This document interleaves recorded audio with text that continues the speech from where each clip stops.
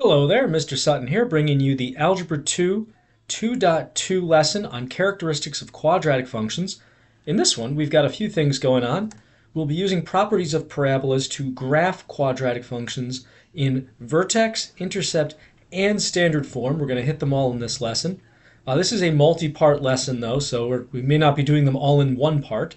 Some other things we'll be doing as we go is identifying characteristics of quadratic functions and their graphs, and using those characteristics to solve some real-life problems. Before we dive into graphing and analyzing quadratic functions, we need to talk about a few key features so that we know what we're talking about when we reference them later. One of these is the y-intercept. This is the y value where the parabola touches the y-axis. So right here, for example. And this is the same as the y-intercept for a linear function. Same idea. Now, parabolas also have x-intercepts, places x values where the parabola is touching the x-axis, like right here and right here. Another spot that's of particular note on these parabolas, no matter what method you're using to graph them, is the vertex. That is the point where your parabola reverses directions. We've seen this before, but we're bringing it up again, and that's in this case right here on this parabola. Now, the vertex has a few key features associated with it. One of these is the minimum or the maximum, either of those. Max is the highest and min is the lowest y value of a parabola. So in this case, that would be right here on this parabola. Now you might be saying, well, hold on a sec, that's also the vertex. And yes, the max or min is also going to be where the vertex is. Specifically, it is the y value of the vertex. So when we ask for the max or min on a problem, really that's all we're asking for is the vertex y value. Now there's one other feature that's not visible here yet. It's called the axis of symmetry. This is the line of symmetry for a parabola. You might have noticed that parabolas are, if we kept this function going here, they're symmetrical. So the axis of symmetry is the line you could fold it over to get a mirror image. Now you might be saying, what line of symmetry? This one right here that I just drew, that is our axis of symmetry. You might notice that this happens to go through the vertex. That's not a coincidence. The x value of the vertex actually tells us the axis of symmetry. Now that we've got those definitions out of the way, let's go ahead and see how we can graph some of these parabolas. So as a general rule, if you're not just doing kind of the transformation thing we did in the last lesson, to graph a parabola, you're going to need at least 3 points, one of which needs to be that turnaround spot, that vertex. So the vertex and 2 other points. And the 3 points that you actually use to graph it is going to depend on what form of a quadratic we're giving you, because you're going to use different points depending on, those different forms. This particular form here is something called vertex form. We've actually seen this before when we were doing transformations of parabolas. So vertex form, basically, we may or may not have something out in front of this squared parentheses, and we've got x minus something or plus something and a plus k outside. This is our vertex form because we can pick the vertex very easily out of this. You might remember from the last lesson that the vertex here is just going to be h comma k. So the opposite of whatever number is inside the squared parentheses, comma, whatever number is being added outside. So first point that we're actually going to find when something's in vertex form is the vertex. I mean, it's kind of what it was built for. So that'll be our first point. And if you actually want to just pause the video real quick and see if you can figure out the vertex of this thing, then we'll bring it back together and keep going. All right, let's see how that went. So since this is x plus 3, that means we have minus 3 for the x value of the vertex. The plus 4 out here means we actually do have plus 4 for the y value. So negative 3 comma 4. Now once you have the vertex, it's a good idea to put it on your graph. So here we are, negative 3 comma 4, right there. So that gives us one of our 3 points we need. For the second point for something in vertex form, the best way to find this is just to plug an x value that's near the vertex into the original function and get the y value back, and that'll give you another point. So you've got a few options here. It doesn't really matter whether you go left or right of the vertex, but it's a good idea to stay as close as you can, because the further you get from the vertex, the faster this thing is going to grow, and you might not be on the same grid lines. You might have to do something else graph-wise. So pause the video and see if you can graph a second point. All right, what did you end up picking for your x value? I ended up picking -2, but -4 would have worked just as well. So if we do f of -2, plugging -2 in for x in this f function up here, we've got -2 plus 3, that's 1. Squaring that gives us 1. -2 times 1 is -2, plus 4 gives us +2. So that gives us the point -2, comma, +2, which I will now put on my graph. So left 2, up 2, there we go. There's another point. Now you might be wondering, how do we get a third point? Could we just plug in another point, like plug in -4 for x? You absolutely could, but you actually don't even need to do that much work. So the trick for getting a third point, if you've already got the vertex, is to use symmetry, to reflect your second point that you just got over the axis of symmetry. Now remember, the axis of symmetry goes through the vertex. So here's our axis of symmetry again. And if I just reflect this other point over that axis, I get this one at -4, 2. And once I've got that, I can graph my parabola through those points. Now, is this the most accurate version of this parabola? Well, maybe, maybe not. If you wanted more accuracy, you could plug in more x values and get more points to further refine this. But for just a quick sketch, 3 points will do it. Now, one little tip I will give you now that we've drawn this whole thing out. I waited until kind of the very end to draw this axis of symmetry. In practice, it's a good idea to draw the axis of symmetry immediately after finding the vertex. So I really should have drawn it back here after like step 1. And the reason for that is it's very easy to get the vertex mixed up with your second point and accidentally reflect things the wrong way. If you draw your axis right when you get the vertex, you're not going to mix the vertex up with anything else. Here's another problem that is in vertex form. Pause the video and see if you can graph this whole thing from start to finish. All right, let's see how that went. So first, let's get the vertex. We're going to have 1, -5 based on the x minus 1 and the -5 out there. And putting that on the graph, we've got 1, -5 down here. Next up, let me plug in a point that's pretty close to that.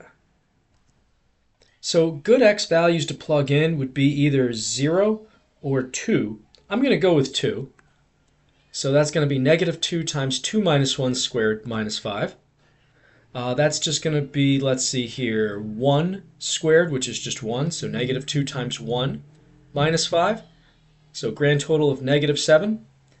So that gives me the point 2, -7. And that's going to be, let's see, 2, -7 right there. Now using symmetry, I'll just reflect this over to the other side of the axis of symmetry, which I'm not going to bother drawing, but you could. That gives us 0, -7, and that's enough to draw that parabola. So at this point, if you are doing the Algebra 2 non-honors version of this lesson, this is the end of part 1 for you. Feel free to pause things, move on to do whatever assignment you need to do, and then come back later for more. If you're doing the honors version, we're just going to keep going on to the next example. So if you are doing the Algebra 2 non-honors version, you're just joining us now for part 2. Welcome back. Otherwise, if you're doing honors, then we're just keeping on, keeping on. So here we have another equation that's a little bit different from the last two we looked at. This one is not in vertex form by any stretch of the imagination. Now, if you're wondering, how do I handle this situation? I mean, there is a way to put this in vertex form. It's not straightforward or easy, but you could do it. But it actually turns out to be faster just to have a totally different kind of technique for dealing with it. So this is a form called intercept form. Intercept form is something in the pattern of a times x minus p and x minus q. And it's called intercept form because if you actually set this whole thing equal to 0 and zero out each of these, you'll see that p and q are the x-intercepts of this thing. X equals p and x equals q. That's going to be where your x-axis is being touched by this parabola. So in this form, it's actually very easy to pick out the x-intercepts, which is why the first and second points that I usually get out of these are going to be the ones I get when I find those x-intercepts. So pause the video for a moment and see if you can actually figure out the x-intercepts for example 3 here. All right, so again, this is going to be whatever zeroes out these factors because you're essentially setting this thing equal to 0 and solving. So for this first parentheses, we have -3, and for the next one, we have +1. So -3 and +1 are the x-intercepts. Now typically once I have these, I like to immediately put them on the graph. So I kind of feel like I've accomplished something. So here's -3 right there. That's an x-intercept. And also at +1. Now you might be wondering, okay, how do I get another point out of this? Can I just plug in random x values and put them on here? And you can, but here's the thing. We don't have the vertex yet. You need the vertex as one of your 3 points. You need to know exactly where that parabola turns around. It's the most important point. So how can we find that? Well, there's a couple ways to find the vertex. Now, since parabolas are symmetrical, that means that points that are at the same height, the same y value, are the same distance away from the center, the axis of symmetry of the parabola. That means that the vertex, which is on the axis of symmetry, is exactly halfway between these two x-intercepts, or any 2 points that are at the same y value. So to get that x value of the vertex, you just need to average the x-intercepts together. Or visually, if you've already got this graph, you could just find the midpoint by eyeballing this perhaps. Either way, once you've got that, you can plug that x value back into the function to get the y value and get the whole vertex. Pause the video and see if you can understand what I just said and try to actually execute that, and then we'll bring it back together. All right, so finding the average, we're going to do -3 plus 1 divided by 2, basically just averaging them together. That's going to be -2/2, which is -1. Now, if you just look at this visually, the x value -1 is exactly halfway between the two x-intercepts. So that squares with what we just did here. To get the y value, we're going to plug this -1 back into the f function up here. So we've got, just doing a little PEMDAS here, we've got -1 plus 3, which is 2. -1 minus 1 is -2. So we have -2 times 2, which is -4. -4 times another -2 gives us 8. So that's a little bit tricky doing that multiplication, but we managed. So that means our vertex is going to be -1 comma 8. Going to our graph, -1 comma 8 is all the way up here, and that gives us enough to graph this parabola. For this next problem, we're going to do a little real-life application. And we're choosing to do a real-life application with intercept form, but really we could do this kind of analysis with any form of a parabola because with all these different application problems, really what it boils down to is you're trying to figure out either the y-intercept or the x-intercepts or the vertex of the parabola and just kind of figure out what that means in a real-life setting. So if you can do those with any form, you can do any of these real-life problems. This particular one, we have a parabola showing the path of your first golf shot, and x is your horizontal distance and y is your vertical distance, your height. So that's pretty straightforward, intuitive. Now the path of the second shot, they didn't give us a fancy picture for that. Our second shot is modeled by this function right here, and actually I'll make that an x just to match the letters in there. There we go, that makes a little more sense. So basically what we want to figure out with this is which shot, your first shot represented by the graph, or your second shot represented by this function, travels farther before hitting the ground, and which travels higher. So the questions that we're asking here, which travels farther, well, the distance traveled before hitting the ground is basically this x-intercept here. So how far is an x-intercept sort of question? Now, what about the y-intercepts? Well, if you were asking how high something started, that would be the y-intercept. But this started at 0, so we don't really need to know that about this problem. Now, this other one about which travels higher, now we're talking about the maximum value, which is to say the y value of the vertex. So that's the question you would have to answer to figure out which travels higher. So pause the video. And using what you know about parabolas and how to find x-intercepts and vertexes and all the rest of that, see if you can figure out the answer to this one. Okay, so we already know how far this first ball travels and how high it goes. It travels 100 yards and goes 25 yards high. We basically need to figure those things out for this function and then compare them. So the x-intercepts are pretty easy. We have x-intercepts if we set each of these two things equal to 0, an x-intercept at 0 because 0 times negative 0.02 equals 0, and we have an x-intercept at 80 because 80 minus 80 gives us a 0 in here. So 0 and 80. Now if we average those together, that would enable us to find the vertex for this function. So 0 plus 80 over 2, 40 over is going to be 40. So that is the x value of the vertex. That's how far the ball goes before it reaches its maximum height. And now to find that maximum height, we just plug that back into this f function here. So negative 0.02 times 40, and then 40 minus 80. I'm going to go to Desmos just to make sure I get this number crunching correct. So here we are in Desmos, negative 0.02 times 40 times 40 minus 80. Nothing left to doubt. That comes out to 32. All right. So now comparing these, let's talk about how far first. So the first shot went 100 yards.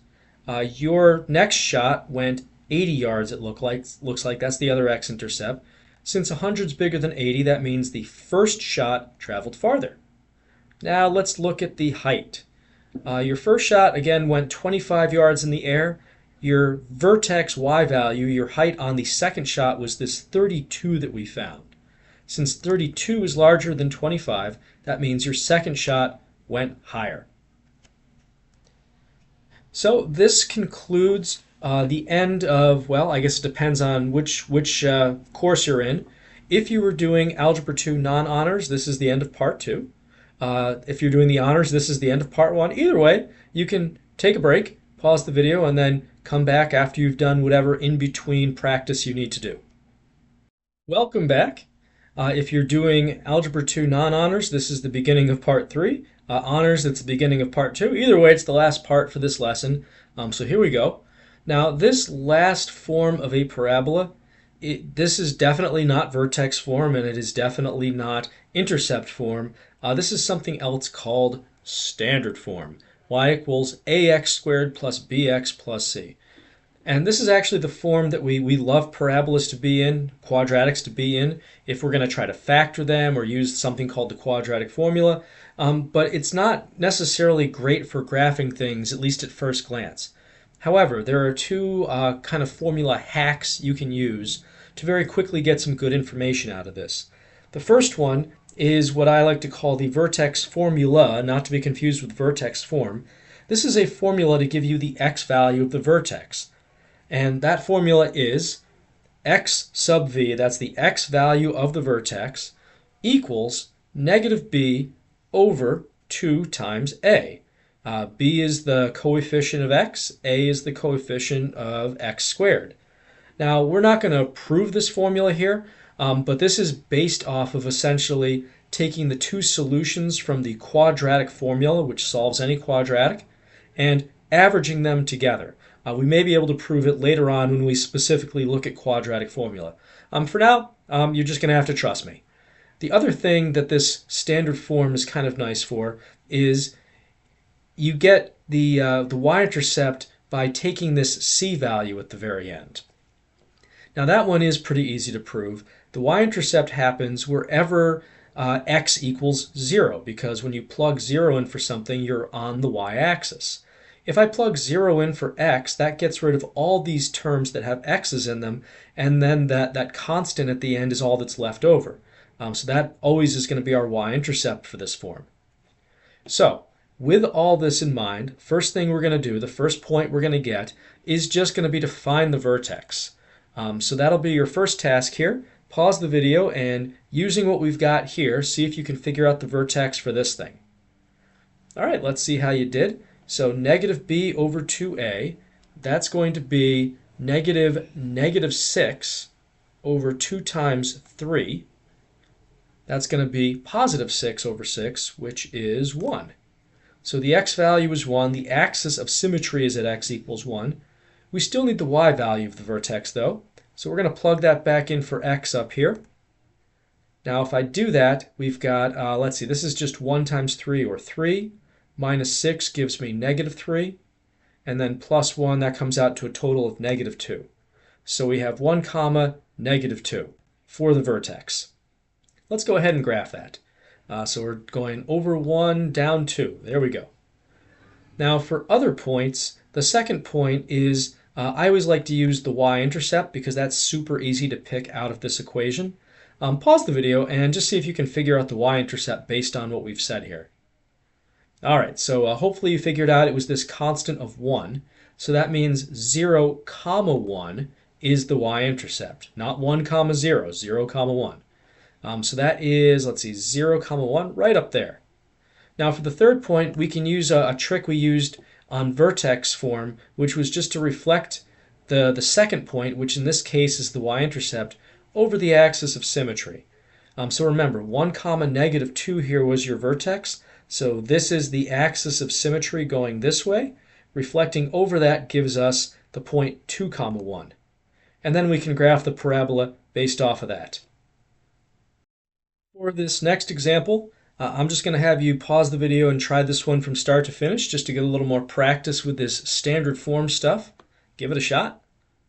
Alright, so hopefully as your first step you tried to find the vertex, negative b over 2 times a, because this is a standard form right here.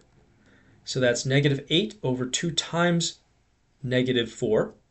Negative 8 over negative 8 conveniently gives us 1. I promise it's not always going to come out to 1, but it did the last couple times. Plugging that back in, we've got negative 4 times 1 squared, which is negative 4, plus 8 times 1, so plus 8. That comes to 4. 4 plus 2 gives us a grand total of 6. So 1 comma 6 for the vertex. Putting that on our graph, that's going to be right up here at the top. And now the next point we're going to get is that y-intercept, which is just going to be this constant 2. So 0 comma 2 is our y-intercept. That's right here. And then reflecting that over the axis of symmetry brings us over here to 2 comma 2 for the whole parabola there. Now one thing that I did want to point out before we move too much further on here, you might have noticed that most of the parabolas in this lesson have opened downward, but not all of them. If we go back to the last example, that was this one here, this one actually opened up. So you might wonder what's accounting for some of these opening up and some of them opening down. And if you look closely at all these examples, it turns out it's this a value out in front, which is actually the same a value in every single form. Just to kind of tie it all together, the very first example we did, there it is. This is the a value from vertex form. This a value here is negative. That results in a parabola that opens down. The next example after that, negative a value opens down. After that, this was the intercept form we did. Here's that a value. It's the same a, and it's negative here, and we're opening down. And then we saw those last couple examples, positive a, we're opening up, and finally this last one, we have a negative a opening down again. So this is definitely a pattern. This a value is going to tell you which way your parabola is opening, which might be useful. All right, for our last problem type, they are giving us a quadratic function here. It happens to be in standard form. And they want us to find the minimum value or max, whichever it is, and we need to correctly identify it. They also want the domain, the range, and when the function is increasing and decreasing. So this is a very long laundry list of things that they want us to find. I think all of these would be very easy to do if we actually had kind of a visual of this, but it's kind of tough to figure this out just by looking at the function. So what we are going to do is to find the vertex, and at least the direction of the parabola, which direction it's opening, and we're going to use that to sketch a picture. If we can sketch a picture, we'll be golden on this. So take a moment to find the vertex and see if you can figure out which direction this is opening. All right, so for standard form, vertex again is going to be negative b over 2a. So negative negative 2 over 2 times 1/2. That's going to be interesting. This is positive 2 over, this is just 1 right here. So 2 over 1 is 2. plugging that back into all of this. 2 squared is 4, half of that is 2. We're subtracting 4, so that comes to negative 2. Negative 2 minus another 1 gives us negative 3. So we have a vertex of 2 comma negative 3.